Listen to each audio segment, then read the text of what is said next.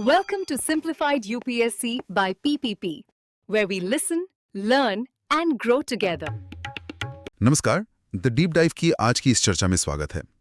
आज हम एनसीईआरटी कक्षा 8 की भूगोल की किताब है ना, संसाधन और विकास, उसके पहले अध्याय संसाधन पर थोड़ी गहराई से बात करेंगे। जी। ये चैप्टर मतलब सिर्फ स्कूल के लिए नहीं, यूपीएससी की तैयारी करने वालों के लिए भी काफी जरूरी है। ये जीएस पेपर 1 भूगोल और पेपर 3 अर्थव्यवस्था पर्यावरण, इनकी नींव रखता है एक तरह से। बिल्कुल, और हमारा इरादा भी यही है कि इस चैप्टर की हर छोटी बड़ी बात, हर परिभाषा, वर्गीकरण उसे ठीक वैसे ही समझें जैसा किताब में है। मतलब कोई शॉर्टकट नहीं, एकदम साफ साफ, खासकर प्रीलिम्स के लिए हम पूरी तरह सोर्स पर ही टिके रहेंगे। तो चलिए सबसे पहले और सबसे बुनियादी सवाल से शुरू करते हैं। आखिर ये संसाधन होता क्या है और ये जानना इतना जरूरी क्यों है? मतलब किसी चीज की उपयोगिता या प्रयोज्यता वो उसे संसाधन कैसे बना देती है? यहीं से बात जुड़ती है GS1 और GS3 के संसाधन मूल्यांकन और आर्थिक विकास जैसे मुद्दों से। देखिए, किताब की परिभाषा तो बहुत सीधी है। कहती है कि कोई भी वस्तु जिसका उपयोग आवश्यकताओं को पूरा करने के लिए किया जा सकता है, वो एक संसाधन है। अच्छा, मतलब अगर कोई चीज हमारे काम आ सकती है, हमारी जरूरत पूरी कर सकती है, तो वो संसाधन है। यही है उसकी उपयोगिता या प्रयोज्यता। जैसे पानी हम पीते हैं, बिजली इस्तेमाल करते हैं, रिक्शा, सब्जियां, ये किताब जिसे हम देख रहे हैं, ये सब जरूरतें पूरी कर रही हैं, तो ये संसाधन है। हाँ, उपयोगिता तो ठीक है, पर क्या हर संसाधन का कोई मूल्य भी होता है?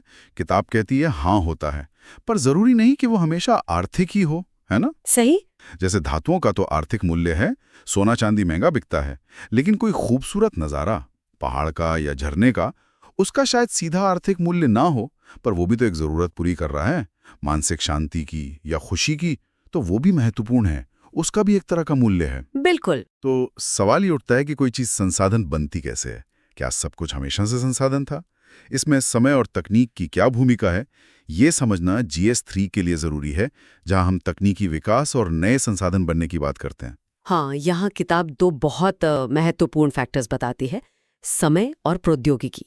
यही वो दो चीजें हैं जो किसी साधारण से पदार्थ को भी एक मूल्यवान संसाधन में बदल सकती हैं। अच्छा। असल में लोग खुद ही सबसे महत्वपूर्ण संसाधन है, क्योंकि ये इंसानों के विचार, उनका ज्ञान, उनकी खोजें, आविष्कार, यही तो हैं जो और ज्यादा संसाधन बनाते हैं। हाँ। हर नई खोज या आविष्कार से अक्सर और नई चीजें निकलती हैं।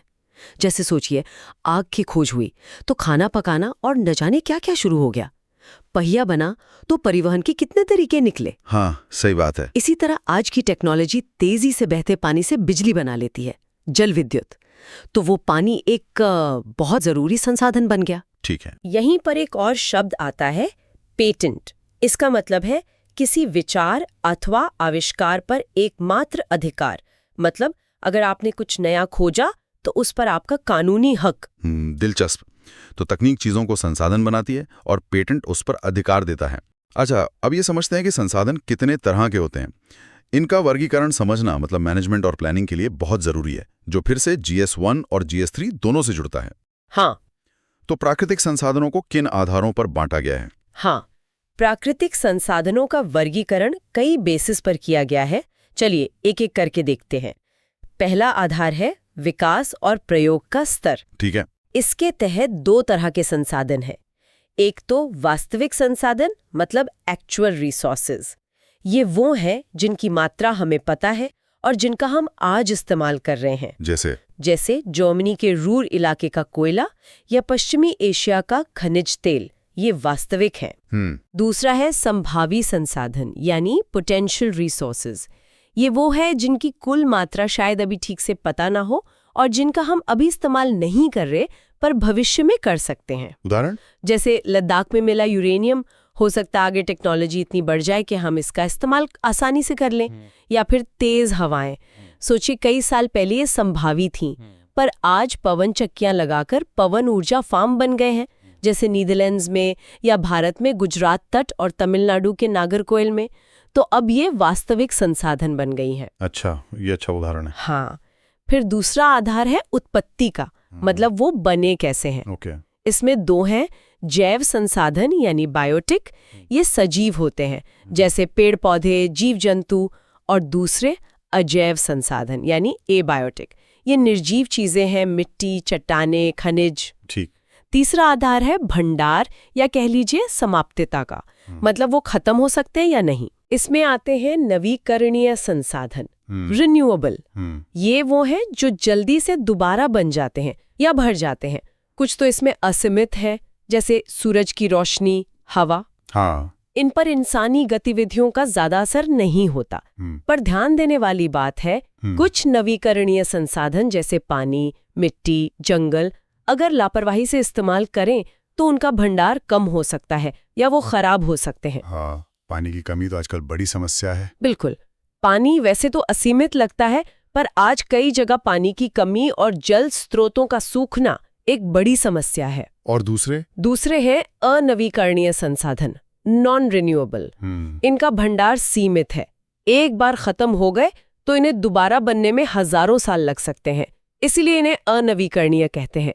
कोयला, पेट्रोलियम, प्राकृतिक गैस इसके मुख्य उदाहरण हैं। समझ गया। और आखिरी आधार? चौथा आधार है वितरण का, यानी वो कहाँ पाए जाते हैं। इसमें दो तरह के हैं, सर्वव्यापक संसाधन, यूबिक्विटस, ये हर जगह मिलते हैं जैसे हवा। ठीक। और दूसरे स्थानिक संसाधन, लोकलाइज्ड, ये कुछ खास जगहों पर ही मिलते हैं जैसे तांबा या लौह अयस्क। और ये अलग अलग क्यों हैं? मतलब हर जगह क्यों नहीं मिलते? हाँ, ये वितरण असमान इसलिए है क्योंकि प्राकृतिक संसाधनों का मिलना जमीन की बनावट, जलवायु, ऊंचाई, ऐसे कई भौतिक कारकों पर निर्भर करता है, और पृथ्वी पर ये कारक हर जगह अलग अलग हैं, इसलिए संसाधन भी असमान रूप से बटे हुए हैं। ये वर्गीकरण तो वाकई बहुत साफ है और प्रीलिम्स के लिए एक एक पॉइंट याद रखना जरूरी लगता है। अच्छा, इन प्राकृतिक संसाधनों के अलावा क्या इंसान खुद भी संसाधन बनाता है? ये मानव निर्मित संसाधन क्या हैं और अर्थव्यवस्था में इनका क्या रोल है? जी बिल्कुल। किताब बताती है कि कई बार प्राकृतिक पदार्थ तब तक संसाधन नहीं होते जब तक इंसान उनका रूप न बदल दे। जैसे लौह अयस्क जमीन में था, पर वो संसाधन तब बना जब लोगों ने उससे लोहा निकालना सीखा। हाँ। तो जब लोग प्राकृतिक संसाधनों का इस्तेमाल करके पुल, सड़क, मशीनें, गाड़ियां वगैरह बनाते हैं तो उन्हें मानव निर्मित संसाधन कहते हैं। और दिलचस्प बात यह है कि टेक्नोलॉजी यानी प्रौद्योगिकी खुद भी एक मानव निर्मित संसाधन है। हाँ, ये तो है। और ये टेक्नोलॉजी बनाता कौन है? इंसान। यहीं से हम सबसे अहम संसाधन पर आते हैं, मानव। लोग खुद एक संसाधन कैसे हैं? ज्ञान, कौशल और तकनीक की इसमें क्या भूमिका है? ये सीधा GS3 के मानव पूंजी और आर्थिक विकास से जुड़ता है। सही कहा। लोग प्रकृति का सबसे अच्छा इस्तेमाल करके और ज्यादा संसाधन तभी बना सकते हैं जब उनके पास ऐसा करने के लिए जरूरी ज्ञान, कौशल और प्रौद्योगिकी हो। इसीलिए मनुष्य अपने आप में एक बहुत खास तरह का संसाधन है। हम कह सकते हैं कि लोग ही मानव संसाधन है, और शिक्षा और स्वास्थ्य लोगों को और ज्यादा मूल्यवान संसाधन बनाने में मदद करते हैं। लोगों के स्किल्स को सुधारना ताकि वे और ज्यादा संसाधनों का निर्माण कर सके, इसी प्रोसेस को मानव संसाधन विकास कहते हैं। तो असल में इंसान ही है जो बाकी चीजों को संसाधन बनाता है और उन्हें मूल्य देता है। ये समझना बहुत जरूरी है। अब जब हम इतने सारे संसाधनों का उपयोग कर रहे हैं तो उनके खत्म होने का खतरा भी है, खासकर अनवीकरणीय वालों का। हाँ। और नवीकरणीय पर भी दबाव बढ़ रहा है। तो यहाँ सवाल उठता है कि संसाधनों का संरक्षण क्यों जरूरी है? इसके क्या परिणाम हो सकते हैं अगर हम लापरवाही बरतें? ये GS3 के पर्यावरणीय क्षरण और भविष्य की पीढ़ियों के लिए संसाधन बचाने जैसे मुद्दों से जुड़ा है। संरक्षण की जरूरत इसलिए है क्योंकि जैसा हमने देखा, कई संसाधन सीमित हैं, अनवीकरणीय हैं। और जो नवीकरणीय है भी, जैसे पानी या जंगल, उनका भी अगर हम अंधाधुंध इस्तेमाल करेंगे तो वो खत्म हो सकते हैं या उनकी क्वालिटी गिर सकती है। किताब संसाधन संरक्षण को परिभाषित करती है, संसाधनों का सतर्कतापूर्वक उपयोग करना और उन्हें नवीकरण के लिए समय देना। ये एक बैलेंस बनाने की बात है। हमें अपनी जरूरतें भी पूरी करनी है और भविष्य के लिए इन संसाधनों को बचाना भी है। और ये संतुलन बनाने का विचार ही हमें सतत पोषणीय विकास या सस्टेनेबल डेवलपमेंट की तरफ ले जाता है। ये शब्द आजकल बहुत सुनने को मिलता है। जी। ये संरक्षण से कैसे जुड़ा है और इसका व्यापक महत्व क्या है? ये विकास बनाम पर्यावरण, GS1, GS3 और पीढ़ी दर पीढ़ी समानता जैसे विचारों से संबंधित है। आप बिल्कुल सही कह रहे हैं। सतत पोषणीय विकास संरक्षण का ही एक व्यापक रूप है। ये न सिर्फ आज की बल्कि आने वाली पीढ़ियों की जरूरतों का भी ध्यान रखता है। किताब में इसकी बहुत सटीक परिभाषा दी है, संसाधनों का सावधानीपूर्वक उपयोग, ताकि न केवल वर्तमान पीढ़ी की बल्कि भावी पीढ़ियों की आवश्यकताएं भी पूरी होती रहें। अच्छा। मतलब ऐसा विकास करो कि आज का काम भी चले और कल वालों के लिए भी कुछ बचे। ठीक। इसके साथ ही सतत पोषणीय विकास के कुछ सिद्धांत भी बताए गए हैं। ये दिखाते हैं कि इसे अमल में कैसे लाया जाए। क्या सिद्धांत है? जैसे पहला तो ये कि जीवन के सभी रूपों का आदर और देखभाल करना, मानव जीवन की गुणवत्ता को बढ़ाना, पृथ्वी की जीवन शक्ति और विविधता मतलब बायोडाइवर्सिटी, उसका संरक्षण करना जरूरी है। प्राकृतिक संसाधनों की कमी को कम से कम करना, पर्यावरण के प्रति अपने व्यक्तिगत व्यवहार और आदतें बदलना, हाँ, ये बहुत जरूरी है। और समुदायों को इस लायक बनाना कि वे खुद अपने पर्यावरण की देखभाल कर सके। ये सिद्धांत एक तरह से गाइडलाइन है ताकि विकास सही मायने में टिकाऊ हो। ये सिद्धांत वाकई सोचने पर मजबूर करते हैं कि विकास का मतलब सिर्फ आर्थिक तरक्की नहीं है। चलिए, अब तक जो हमने समझा है उसे कुछ सवालों के जरिए और पक्का करते हैं। ये वैसे सवाल हैं जैसे चैप्टर के आखिर में होते हैं। पहला सवाल, पृथ्वी पर संसाधन असमान रूप से क्यों फैले हुए हैं? इसका मुख्य कारण, जैसा हमने पहले भी बात की, पृथ्वी पर भौतिक कारकों में भिन्नता है। हर जगह जमीन एक जैसी नहीं है। कहीं पहाड़ हैं, कहीं मैदान, जलवायु अलग है, ऊंचाई अलग है। यही सब कारक तय करते हैं कि कहाँ कौन से संसाधन बनेंगे और कितने मिलेंगे। क्योंकि ये कारक पृथ्वी पर एक समान नहीं है, इसलिए संसाधन भी असमान रूप से बटे हुए हैं। बिल्कुल, जैसे किताब में भी बताया है कि खनिज खास तरह की चट्टानों में मिलते हैं जो हर जगह नहीं होती। उपजाऊ मिट्टी मैदानों में बनती है। तो ये भौतिक भिन्नता ही जड़ है। हाँ। अगला सवाल, संसाधन संरक्षण क्या है और ये महत्वपूर्ण क्यों है? अगर इसे समझें तो ये संसाधनों को समझदारी से सोच समझकर इस्तेमाल करने का तरीका है ना? इसमें यह भी शामिल है कि उन्हें फिर से बनने या भरने का मौका दिया जाए। जी। ये जरूरी इसलिए है ताकि हमारी आज की जरूरतें भी पूरी हों और आने वाली पीढ़ियों के लिए भी ये बचे रहें और पर्यावरण का संतुलन भी बना रहे। हाँ, और किताब की भाषा में कहें तो संसाधनों का सतर्कतापूर्वक उपयोग करना और उन्हें नवीकरण के लिए समय देना। ये महत्वपूर्ण इसलिए है क्योंकि कोयला, पेट्रोलियम जैसे कई जरूरी संसाधन अनवीकरणीय है, सीमित है। और पानी या जंगल जैसे नवीकरणीय भी अगर बिना सोचे समझे इस्तेमाल किए गए तो खत्म हो सकते हैं या बुरी तरह प्रभावित हो सकते हैं। तीसरा सवाल है, मानव संसाधन महत्वपूर्ण क्यों है? इसका जवाब तो शायद सबसे सीधा है।